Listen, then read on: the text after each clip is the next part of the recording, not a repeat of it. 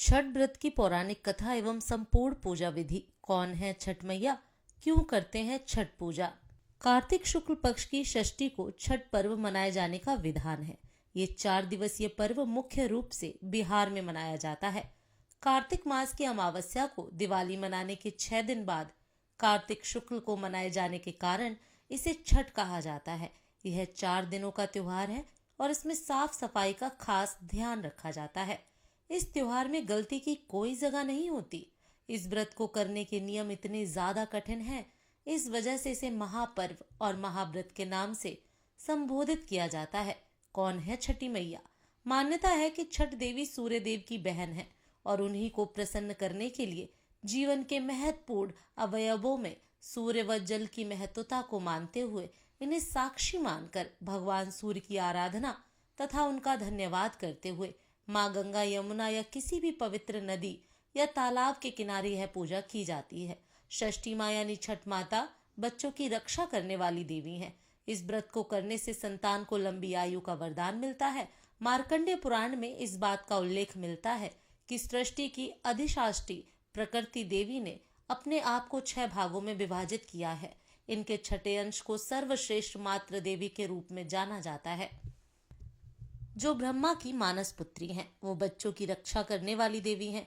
कार्तिक मास के शुक्ल पक्ष की षष्ठी को इन्हीं देवी की पूजा की जाती है। शिशु के जन्म के 6 दिनों बाद इन्हीं देवी की पूजा की जाती है। इनकी प्रार्थना से बच्चे को स्वास्थ्य, सफलता और दीर्घायु होने का आशीर्वाद मिलता है। पुराणों में इन्हीं देवी का नाम कात्यायनी बताया गया है, जिनकी नवरात्रि की षष्ठी तिथि को पूजा की जाती है। छठ पर्व का तीसरा दिन सबसे खास होता है, क्योंकि इस दिन महिलाएं 36 घंटों का निर्जला व्रत शुरू करती हैं। संध्या में डूबते सूर्य को अर्घ्य दिया जाता है, तो अगले दिन उगते सूर्य की पूजा होती है। छठ पर्व मुख्य रूप से बिहार, झारखंड और पूर्वी उत्तर प्रदेश में मनाया जाता है। इस पर्व को डाला छठ, सूर्य षष्ठी और छठ पूजा आदि नामों से भी जाना जाता है। इस त्योहार में मुख्य रूप से भगवान सूर्य और छठी माता की पूजा होती है। छठ व्रत पूरा करने से पहले इसकी कथा पढ़ना जरूरी माना जाता है। आइए सुनते हैं छठ व्रत की पौराणिक कथा। कथा के अनुसार प्रियव्रत नाम के एक राजा थे। उनकी पत्नी का नाम मालिनी था। राजा प्रियव्रत और उनकी पत्नी मालिनी संतान सुख से वंचित थे। इस बात से राजा रानी काफी दुखी रहते थे। एक दिन उन्होंने संतान प्राप्ति के लिए महर्षि कश्यप से पुत्रेष्टि यज्ञ करवाया। महर्षि ने यज्ञ संपन्न करने के बाद मालिनी को खीर दी। खीर का सेवन करने के बाद मालिनी गर्भवती हो गई और 9 महीने बाद उन्हें एक पुत्र की प्राप्ति हुई, लेकिन दुर्भाग्य से उसका पुत्र मृत पैदा हुआ। ये देखकर राजा रानी बहुत दुखी हो गए और निराशा की वजह से राजा ने आत्महत्या करने का मन बना लिया। परंतु जैसे ही राजा आत्महत्या करने लगे तो उनके सामने भगवान की मानस पुत्री देवसेना प्रकट हुई और उन्होंने कहा कि मैं षष्ठी देवी हूँ और मैं लोगों को पुत्र सुख प्रदान करती हूँ। जो व्यक्ति सच्चे मन से मेरी पूजा करता है, मैं उसकी सभी मनोकामनाएं पूर्ण करती हूँ।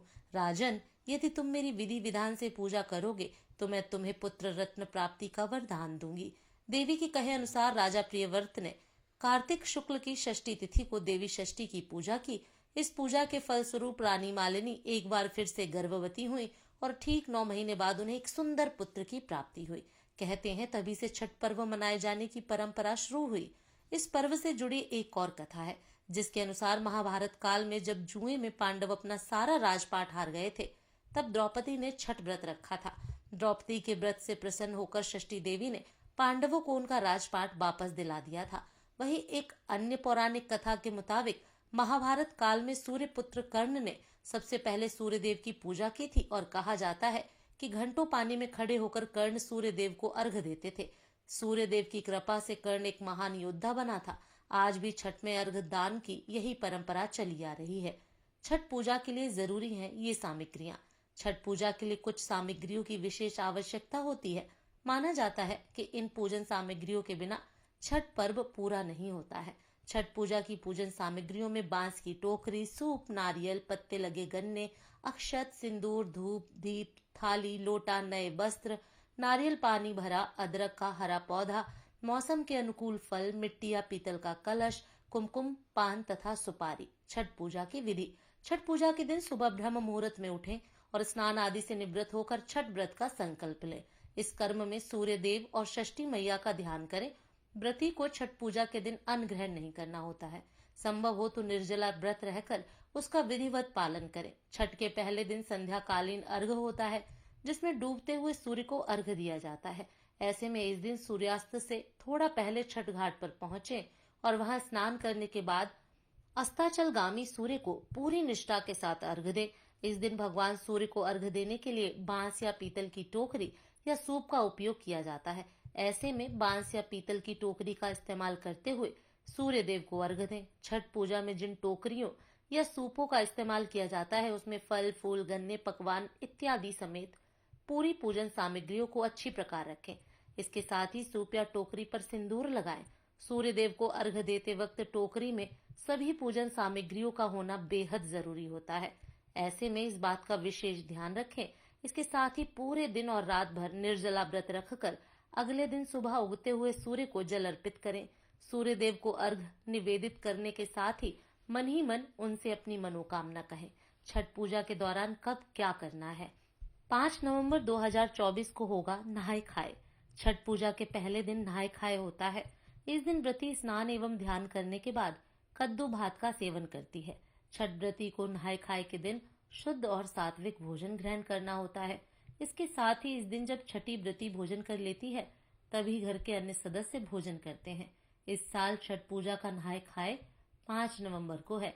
6 नवंबर 2024 को है खरना। छठ पूजा के दूसरे दिन खरना करते हैं। इस दिन व्रती महिलाएं स्नान के बाद चावल और गुड़ की खीर बनाकर खरना माता को अर्पित करती हैं। इस प्रसाद को मिट्टी के नए चूल्हे पर आम की लकड़ी से आग जलाकर बनाया जाता है। शाम को पूजा के बाद घर सभी सदस्य पहले खरना प्रसाद ग्रहण करते हैं, फिर भोजन करते हैं। खरना प्रसाद को बेहद शुभ माना जाता है। इस प्रसाद को खाने के बाद व्रत शुरू हो जाता है।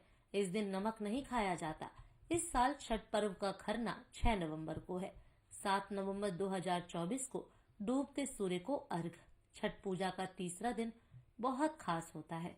इस दिन शाम को अस्तगामी सूर्य यानी डूबते सूरज को अर्घ दिया जाता है। टोकरी में फलों, ठेकुआ, चावल के लड्डू आदि से अर्घ के सूप को सजाया जाता है। नदी या तालाब में कमर तक पानी में रहकर अर्घ दिया जाता है। 8 नवंबर 2024 को उगते सूर्य को अर्घ। चौथे दिन उगते सूर्य को अर्घ देते हैं। इसके बाद ही 36 घंटे का व्रत समाप्त होता है। छठ पूजा में मन और तन की शुद्धता बहुत जरूरी है। अर्घ देने के बाद व्रती प्रसाद का सेवन करके व्रत का पारण करती है। जय हो छठी मैया। दोस्तों, आपको ये जानकारी कैसी लगी कृपया कमेंट करके जरूर बताएं। वीडियो पसंद आया हो तो लाइक करें और ऐसी ही और भी बहुत सारी जानकारियों, कथाओं एवं कहानियों के लिए चैनल को सब्सक्राइब जरूर करें। धन्यवाद।